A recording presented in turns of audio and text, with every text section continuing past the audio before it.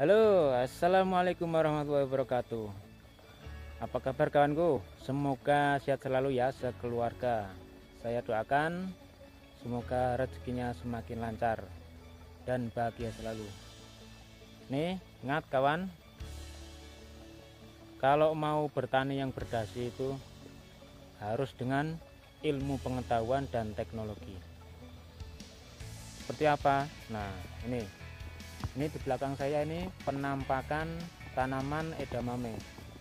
Ini kurang lebih umur 36 hari setelah tanam. Nih, dengan menggunakan perpaduan antara tiga hal, organik, kimia, dan hayati, ditambah lagi ilmu pengetahuan dan teknologi, supaya apa? Hasilnya maksimal. Nah, itu yang kita harapkan. Karena apa? Ke depan kita itu mengejar biaya seminimal mungkin dan hasilnya semaksimal mungkin. Nah, itu yang kita harapkan. Nah, kita lihat lebih dekat ya kawan, biar nggak penasaran gitu loh. Lihat nih,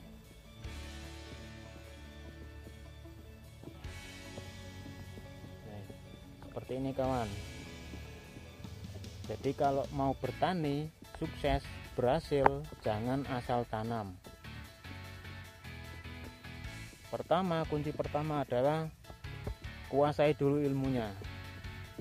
Ilmu kalau sudah tahu, nah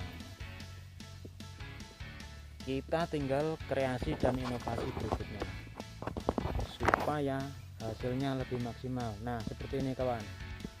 Oke, mantep toh. Dan kunci keberhasilan utama adalah tanamlah yang sudah jelas ada pasarnya.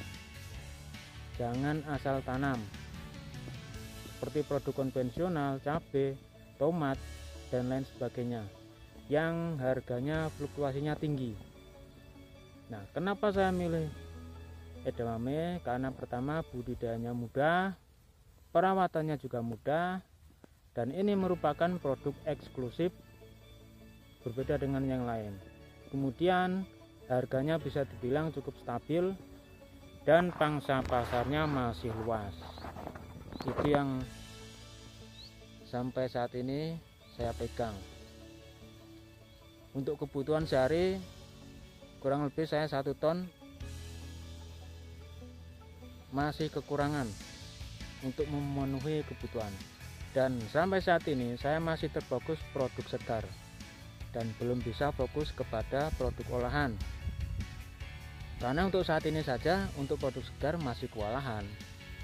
Jadi saya nggak ada fokus untuk memenuhi produk olahan atau produk turunannya. Padahal edamame sendiri produk turunannya banyak.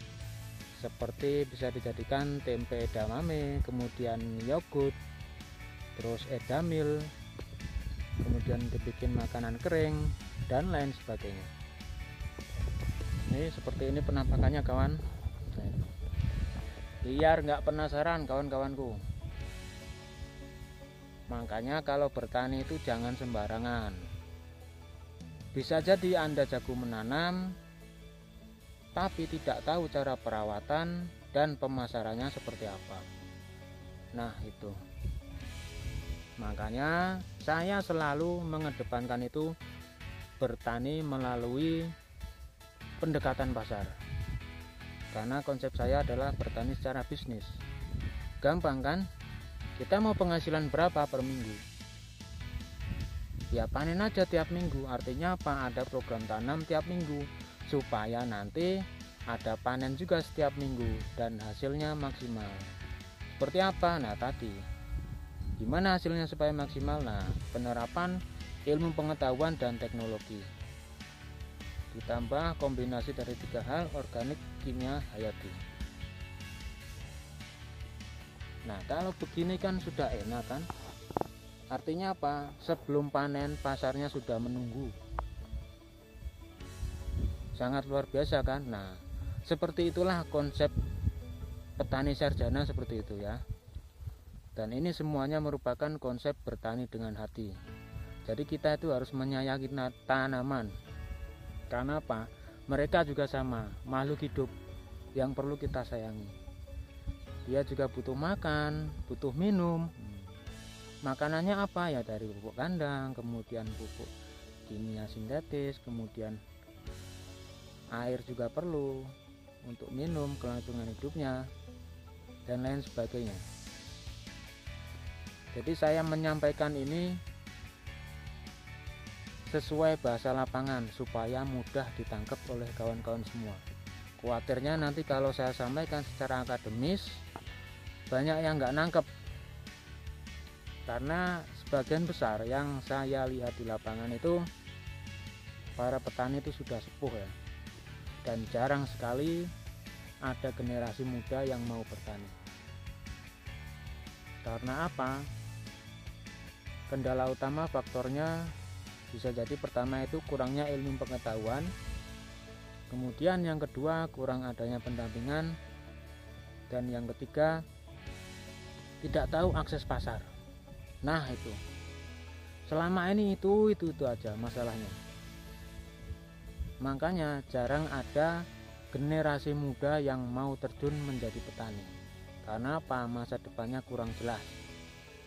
Nah biar jelas seperti apa? Nah kita buat konsepnya apa? Nah saya buat itu konsep kemitraan, yaitu benih saya bantu sediakan, kemudian nanti ada pendampingan di lapangan, dan pasarnya saya bantu serap. Yang penting ikuti aja panduan dari saya, SOP-nya seperti apa supaya hasilnya maksimal. Nah kalau sudah begini kan cakep. Ini sudah mulai keluar bakal bunga seperti ini. Nah ini calon-calon bunga. Nah, tanahnya itu harus dikondisikan adem ya. Ini setiap minggu harus dimasukkan airnya supaya nanti pertumbuhannya maksimal. Ini kalau daunnya lebar-lebar begini otomatis buahnya juga besar dan polongnya panjang-panjang berisi.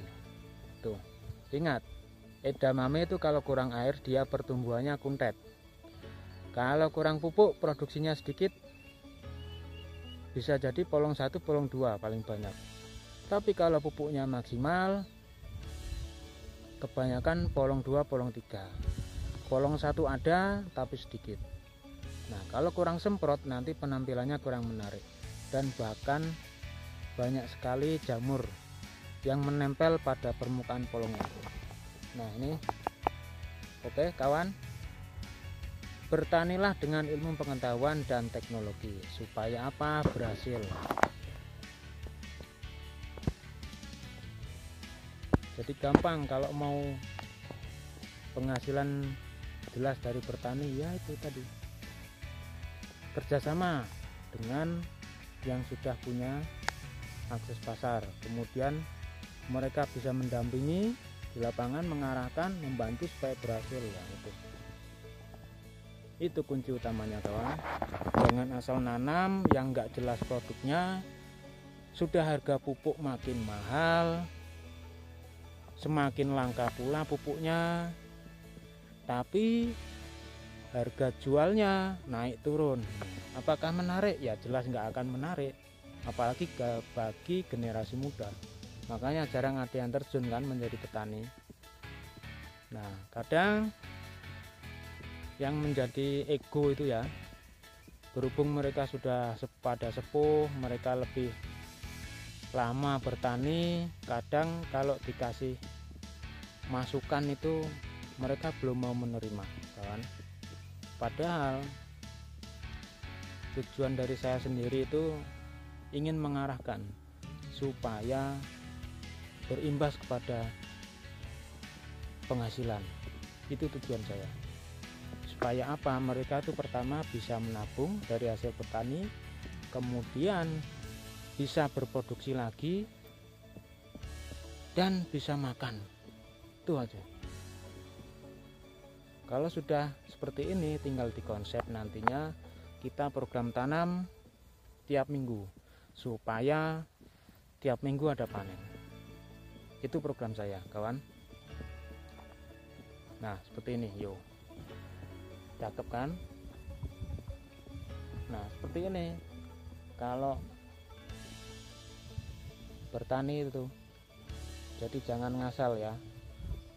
Ingat, biaya kuliah itu mahal kawan.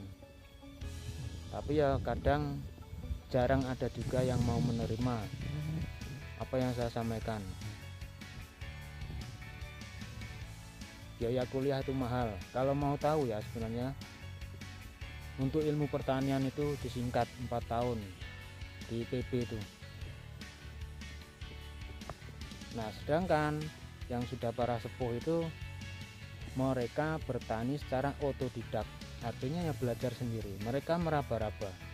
Makanya untuk menuju ke garis depan sampai sana 5 tahun 10 tahun ke depan, nah ini yang lambat. Karena apa? Ilmunya masih meraba-raba.